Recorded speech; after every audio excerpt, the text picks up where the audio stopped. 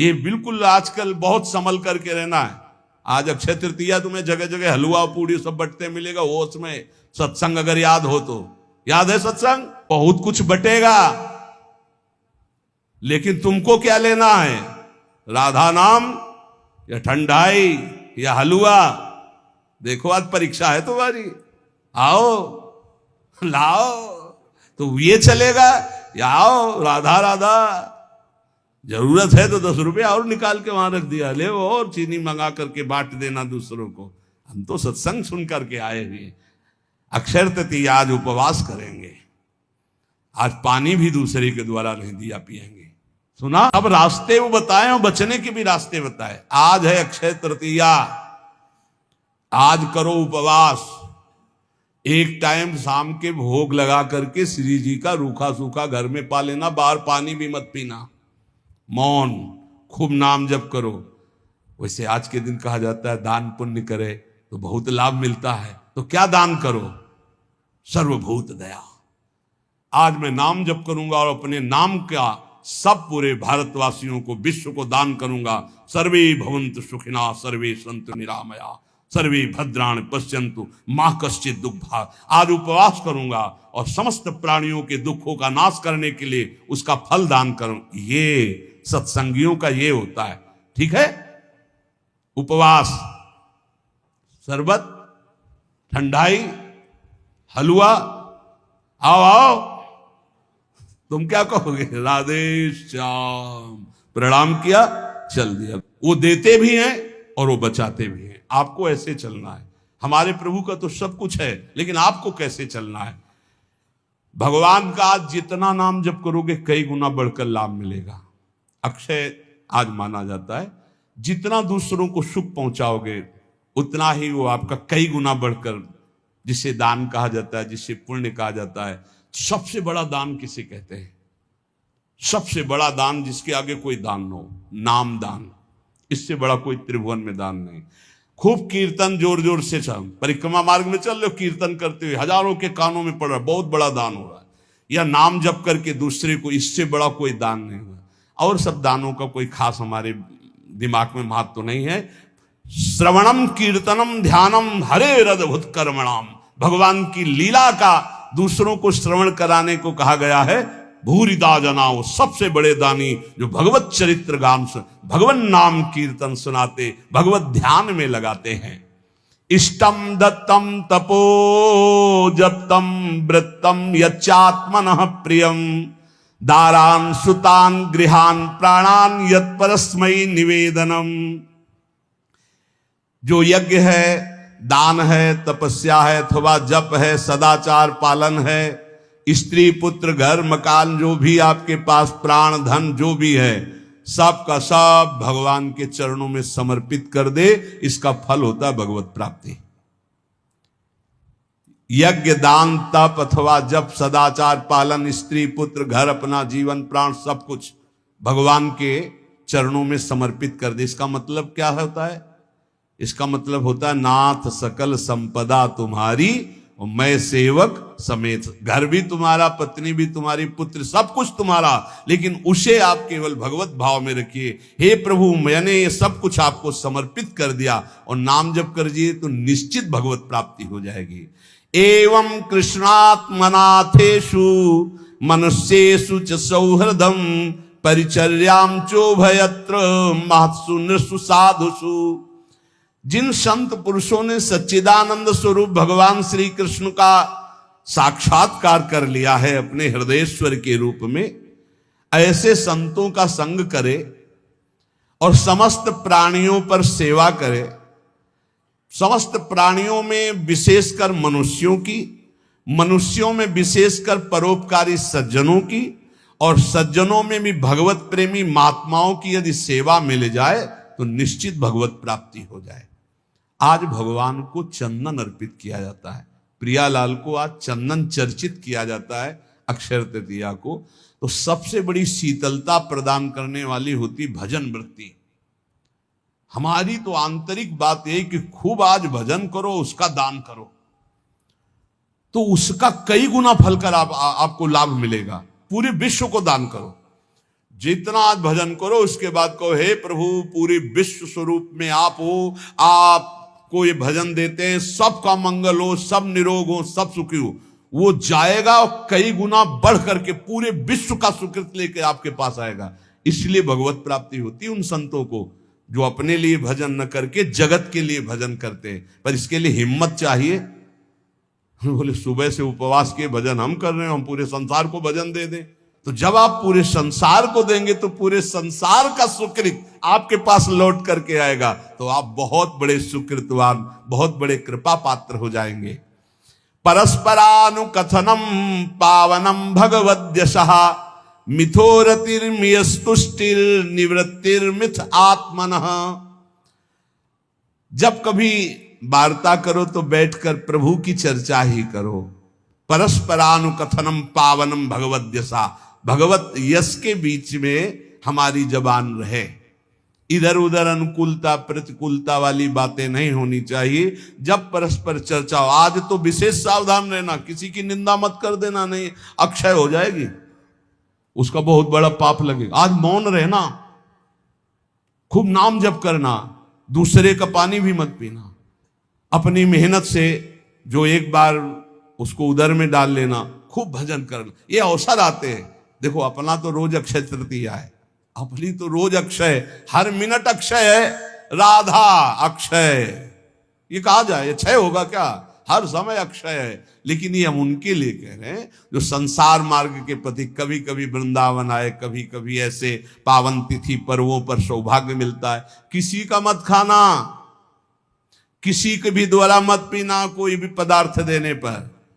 बिहारी जी के मंदिर में, राधा वल्लभ जी के मंदिर में जो मिले वो किनका ले लेना, और परिक्रमा लगाओ वृंदावन की, गिरिराज जी की लगाओ, जितनी तुम में सामर्थ हो। यमुना किनारे बैठकर नाम जप करो, वाणी जी का गायन करो, दूसरों की सेवा करो, मौन हो जाओ, एकांत, अपराध न बनने पाए। यही उठाते हैं जीवन को, यही लौकिक पौरलौकिक सब सिद्धियां संपत्तियां प्राप्त कराते हैं। इसलिए परस्पर अगर कोई बात भी करो तो भगवत चर्चा करो। जो भगवत चर्चा करने में संतुष्ट रहता है उसे भागवतिक कृपा से अनुपम शांति प्राप्त होती है। बोले शांति कैसे मिलेगी? भगवत चर्चा करो, शांति मिल जाएगी। स्मरंता स्मारयन्तश्च मिथौघौघहरं हरिं भक्त्या संजातया भक्त्या बिभत्युत्पुलकां तनु। जो खुद भगवान का स्मरण करता है और दूसरों को स्मरण कराता है। अपने लोगों की तो पद्धति पहले ही बोले राधे राधे, राधे राधे, राधा राधा। तो हम जब बात करें तो पहले नाम उच्चारण। स्मरंता स्मारयन्तश्च, स्वयं स्मरण करें और दूसरों को स्मरण करावें तो प्रभु राशि राशि पापों का नाश कर देते हैं। ये पाप तो दुख देते। इस प्रकार साधन भक्ति का अनुष्ठान करते करते शरीर पुलकित हो जाता है, पवित्र।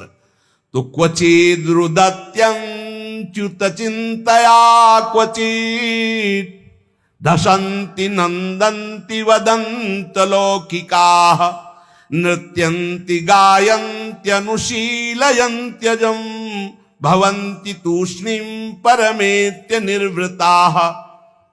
जो दूसरों को भी भगवत स्मरण कराता है, खुद भगवत स्मरण करता है। अब एक ने कटाक्ष किया इस बात पर कि आप एक जगह बोलते अपने भक्ति को छिपा के रखे हो, एक जगह कहते दूसरों को भी नाम स्मरण कराइए, खुद स्मरण कीजिए। तो आपकी इन दोनों बातों का मिलान नहीं बनता, तो इसका मतलब क्या है? देखो तुम्हारी बहुत छोटी बुद्धि है, उससे तुम पकड़ नहीं पाते। अपनी महिमा प्रभुता छुपा के रखो, भगवान की महिमा प्रभुता को गाओ। छिपाने की बात क्या कहेगी? आपका जो भागवतिक संबंध है उसमें जो आपको अनुभव हो रहा है, कृपा का, जो दुलार का, जो आपकी साधनात्मक उन्नति का, उसे छुपा लो। लेकिन भगवान की महिमा स्वयं गाओ, दूसरों को गाओ, भगवान नाम स्वयं जपो, दूसरों को जपाओ। ये अज्ञान के कारण तारतम्य को नहीं बैठाल पाते। अच्छा है पूछ लो जिससे तुम्हारा संशय चला जाए। रोका जाता है कि अपनी भक्ति को छिपा के रखो। क्या भक्ति का स्वरूप? जो आपको दिव्य अनुभव हो रहे हैं उनको मत बोलो। आप ऐसा साबित मत करो। दूसरे को नाम जप करो, दूसरे को भगवत चर्चा सुनाओ, दूसरे की भागवतिक उन्नति चाहो और भगवान का यश गाओ, तो आपकी आध्यात्मिक उन्नति होगी। अपनी उन्नति के जो आपको अनुभव है उनको छुपा के रखो, उनको समाज में व्यक्त मत करो, उसे कहा जाता है छुपाना।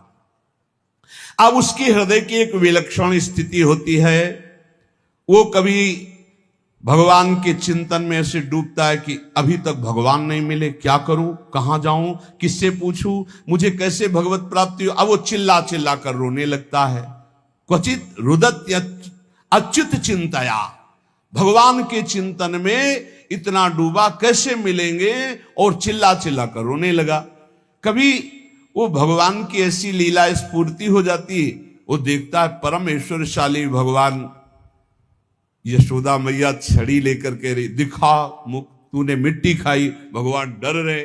ऐसी लीलाएं स्फुरित होती। वो कभी खिलखिलाकर हंसने लगता है, कभी भगवान के दर्शन के आनंद की उन्मत्तता में वो नाचता है, कभी लोकातीत भाव में भगवान के सामने गीत गाता है, भगवान से बात करता है। इस प्रकार उसकी दिव्यता, दिव्य भावों की जागृत हो जाती है।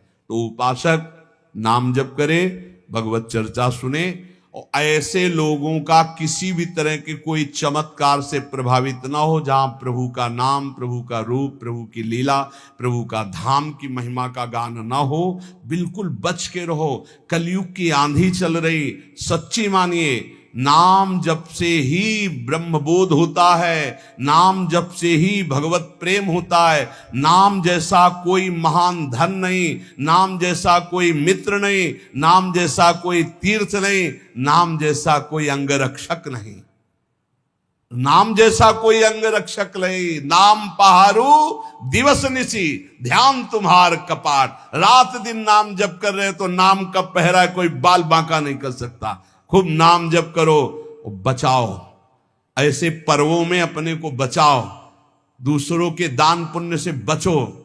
कुछ भी नहीं लेना, प्रणाम भी किसी का नहीं लेना। कोई प्रणाम कर रहा है फौरन प्रणाम करो, वो पंचांग कर रहा है आप सर झुका लो। किसी का प्रणाम नहीं, किसी का कोई प्रतिग्रह नहीं, किसी की कोई सेवा नहीं। ऐसे अवसरों पर खूब भजन करके अपने को बढ़ाया जाता है। ऐसे अवसरों में कई गुना लाभ मिलता है भजन का, भजन से बढ़कर कोई लाभ नहीं। हाँ, जैसे हमें प्यास लगी, विरक्त है, तो हम पानी पी लेते हैं, लेकिन देखते हैं आसपास वहां दोना पत्तल पड़े हैं तो हम उठाकर साफ कर देते हैं, मुक्त हो गए, हम उस ऋण से मुक्त हो गए जो हमने जल पिया। वहां आसपास देखा थोड़ा दोना पड़े जहां शरबत पिलाया जा रहा है, उनको साफ कर दिया, थोड़ी सेवा कर दी। चतुरता यही। किसी का प्रति, कल आप सुन रहे थे, जिसने कभी जीवन में किसी का प्रतिग्रह दान नहीं लिया है, वो कई जन्मों की स्मृति को प्राप्त हो जाएगा। जो यम का पालन करता है, जो किसी से चोरी नहीं की, कभी झूठ नहीं बोला, जो ब्रह्मचर्य का पालन करता है, शरीर को पवित्र रखता है, किसी का प्रतिग्रह, वो त्रिकालज्ञ हो जाएगा। भूत भविष्य वर्तमान सब ज्ञान उसको हो जाएगा। बोले हमें क्यों नहीं हो रहा? तो आप इन्हीं में त्रुटि है, देख लो, इनको सुधार कर लो। ब्रह्म ऋषियों की वाणी कभी मिथ्या नहीं होती। तो जितने सत्संगी जन है, सबसे प्रार्थना है आज खूब नाम जप करो, वैसे रोज जप करो, लेकिन आज विशेष जप करो, और किसी का भी कोई प्रतिग्रह दान सेवा स्वीकार ना करो। आज उपवास कर लेना, भंडारा भी होगा, शरबत भी बटेंगे, हलवा भी बटेंगे। आपको होश में रहना है, बिल्कुल होश में। हम ही बोल रहे हैं, हम ही करवाएंगे। हाँ, दोनों बातें देना, हम ही आपको देंगे, आपको हम ही मना करेंगे। अब देखते हैं लेने में हो या मना करने में हो, दो डिपार्टमेंट हैं। अगर ऐसे तो भाई प्रसाद है महाराज जी का, ले लेते हैं तो ठीक है। तो ये क्या है? ये वाणी का प्रसाद है, ये अमृत प्रसाद है। ये प्रसाद अगर आप पकड़ लिए ना तो तुम्हें माया से निकाल देगा। खूब नाम जप करना, अक्षय, खूब नाम जप करना, मस्त रहो। भगवत प्राप्ति हमारे निश्चित है, क्योंकि हम श्री जी की शरण में हैं। मेरी महारानी श्री राधा रानी। हाँ, पक्का मस्त रहो। जय जय श्री राधे श्याम।